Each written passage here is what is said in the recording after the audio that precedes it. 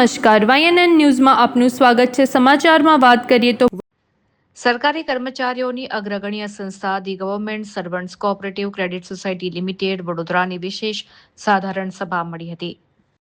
આ સાધારણ સભા સંસ્થા વસાહત રાવપુરા ખાતે મળી હતી। સોસાયટીના સભાખંડમાં મળેલી વિશેષ સાધારણ સભાનો મુખ્ય ઉદ્દેશ પેટા નિયમોમાં ફેરફારને મંજૂરી આપવાનો હતો। સમય પ્રમાણે સરકાર દ્વારા કરવામાં આવેલા પગાર વધારાને ધ્યાનમાં રાખી સંસ્થાના સભાસદ બનવા માટેના બેઝિક પગારના ધોરણમાં તેમજ લોન માટેના જામીનદારના પણ બેઝિક પગારના ધોરણમાં મળેલી વિશેષ સાધારણ સભામાં સુધારો કરી તેને 17,750 બેઝિક પગારને હવે ધ્યાનમાં રાખવામાં આવશે। તો સાથે પ્રોબેશનના સરકારી કર્મચારીના 3 વર્ષ સળંગ નોકરીના પૂર્ણ થયા હોય તો તે સંસ્થાનો સભાસદ બની શકે। ત્યારે દીપ પ્રગટાવીને આ કાર્યક્રમની શરૂઆત કરવામાં આવી હતી, જેમાં પ્રમુખ પ્રતાપરાવ ભોઈટે, ઉપપ્રમુખ ભરતકુમાર ભટ્ટ, બેંકના ડાયરેક્ટરો તથા મોટી સંખ્યામાં સભાસદો ઉપસ્થિત રહ્યા હતા। આ તમામ ઉપસ્થિતિમાં સાધારણ સભા યોજાઈ હતી। રિપોર્ટર રાહુલ રાજપૂત। આજે the government servants cooperative credit society limited સંસ્થા વસાહત રાવપુરાની જે સંસ્થા 116 વર્ષથી કાર્યરત છે, એ સંસ્થામાં અમે આજે વિશેષ સાધારણ સભાનું આયોજન કરેલું હતું। વિશેષ સાધારણ સભા જનરલી અમે પેટા નિયમમાં ફેરફાર કરવા હોય તો જનરલી અમે સામાન્ય સભામાં રજૂ કરતા હોઈએ છીએ, પરંતુ આ વખતે એક એવા મુદ્દા છે કે જેની ખૂબ અગત્યતા જણાતા અમે અમારી 9/5/26ના રોજ મળેલ કારોબારી સભામાં એ 2 મુદ્દાઓને મંજૂર કર્યા પછી આજે સામાન્ય સભામાં એ રજૂ કરવામાં આવે છે।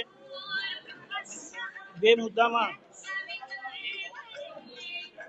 એક તો જે જૂનો પેટા નિયમ હતો કે જે કર્મચારીઓનો પગાર 15,750 હોય તેને આપણે દાખલ કરી શકતા હતા, અને એ ઠરાવ 17/10/1915ના રોજ થયેલો હતો।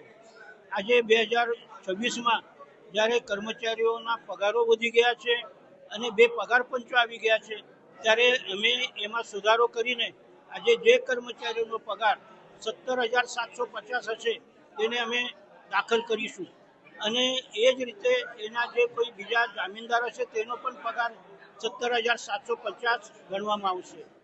એ જ રીતે જે કોઈ કર્મચારીઓ કાયમી જગ્યા ઉપર પરંતુ પ્રોબેશન ઉપર જો દાખલ થઈ જાય તો એનો પ્રોબેશન પીરિયડ 2 વર્ષનો હોય, એ પૂર્ણ થતાં એનો પગાર જો 17,750 હોય તો પછી અમે કાયમ સ્વરૂપે એને દાખલ કરીશું।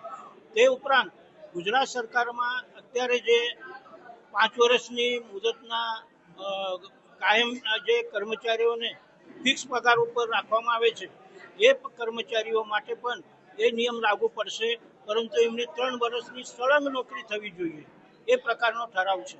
અને આ ઠરાવ એટલા માટે જરૂરી હતો કે ઘણા કર્મચારીઓ એમને માહિતી ન હોવાથી અમારી પાસે દાખલ થવા માટે આવે છે, એટલે અમે આ સુધારો અત્યારે કર્યો છે।